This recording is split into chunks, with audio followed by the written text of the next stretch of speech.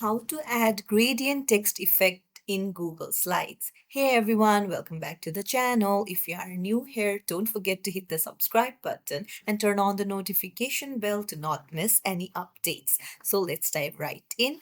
Open up your Google Chrome and then go to the 9 dots in the top right, scroll down and open up your slides.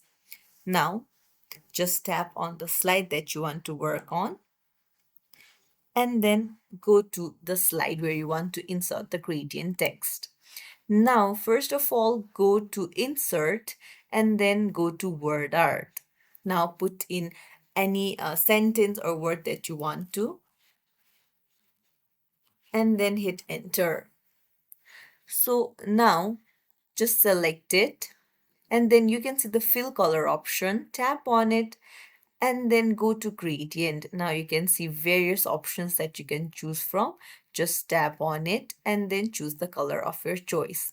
And then there you go. Your gradient text has been created. If you found this tutorial helpful, don't forget to like and subscribe to our channel for more tips and tricks. Thank you for watching.